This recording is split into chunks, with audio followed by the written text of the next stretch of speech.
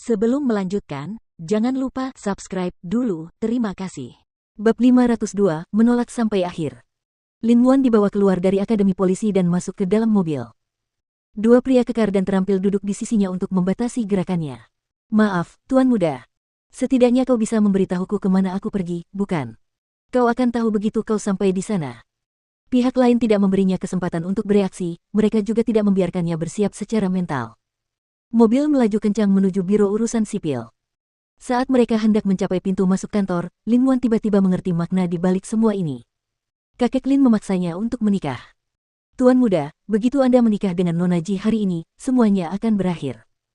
Hari-hari penderitaan Anda akan berakhir, dan kami tidak perlu menderita lagi bersama Anda. Lin Muan diikat dengan tali, membuatnya tidak mungkin untuk melawan, kecuali mulutnya. Jika kamu menuruti perintah kakek dan memaksaku menikah, aku tidak akan melawan.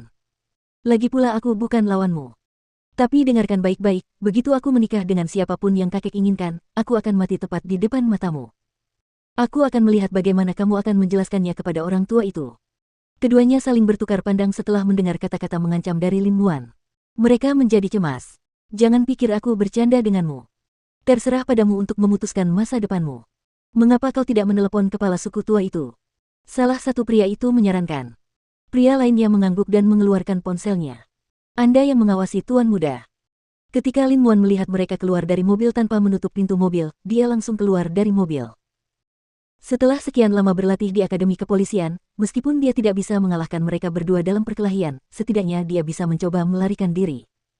Melihat Lin Muan berlari ke jalan dengan berani, para pria itu segera mengejarnya. Namun karena lalu lintas yang padat, mereka hanya bisa mundur dan menunggu di tempat penyeberangan hingga lampu lalu lintas berubah menjadi merah. Kemudian, mereka kembali ke mobil untuk mengejarnya. Namun, Lin Muan adalah orang yang cerdik. Ia naik taksi dan memberitahu pengemudi, pergi ke Zongteng secepat mungkin. Melihat dua orang itu mengejarnya dari belakang, Lin Muan segera melepaskan ikatannya dan meminjam ponsel pengemudi untuk menelepon Lu Qianqian. Ponselnya dibuang oleh dua orang itu tadi, jadi dia hanya bisa menelepon nomor yang dia ingat. Qianqian, kirim nomor telepon Seng Xiao ke nomor ini sekarang. Apa yang terjadi di sini? Jangan bertanya, lakukan saja sekarang. Lu Qianqian menutup telepon dan segera mengirim nomor telepon Seng Xiao ke Lin Muan. Tanpa menunda, Lin Muan menelepon Seng Xiao dan berkata, Putra Mahkota, bisakah kau mengirim orang-orangmu untuk menemuiku di pintu masuk Zongteng? Aku akan membiarkan Suce menjemputmu. Mengetahui bahwa itu adalah Suce, Lin Muan merasa lega. Namun, mobil di belakangnya masih mengejarnya. Melihat keadaan Lin Muan sekarang, pengemudi itu khawatir. Apakah kamu buronan atau semacamnya? Saya seorang peserta pelatihan di Akademi Kepolisian. Lin Muan mengeluarkan kartu identitasnya dan menunjukkannya kepada pengemudi. Latar belakang keluarga saya cukup baik. Itulah sebabnya kedua pria itu ingin menculik saya. Jadi saya akan pergi ke Zongteng untuk meminta bantuan. Ketika pengemudi mendengar kata menculik, ia pun mempercepat laju mobilnya. Karena Lin Muan memang diikat dengan tali saat masuk ke dalam mobil. Namun, dua orang di belakang cukup cekatan. Tak lama kemudian, mereka menyalip mobil itu dan memaksanya menepi. Apakah Anda ingin saya menelepon polisi? Sopir itu memucat. Tidak. Kalau begitu, haruskah aku lari ke Zongteng untuk mencari bantuan? Ya. Setelah mengatakan itu, Lin Muan melompat keluar dari taksi.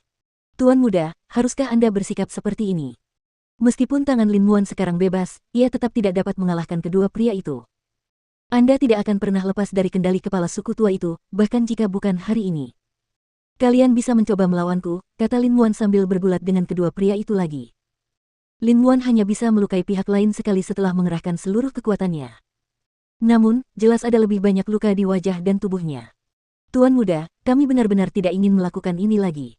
Lin Muan berbaring di tanah, menunggu orang-orang itu menangkapnya.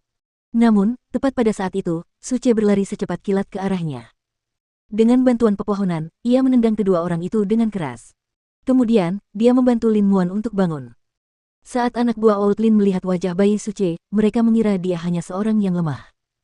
Namun, mereka bahkan tidak dapat menyentuh rambut Suce saat menyerangnya secara bersamaan.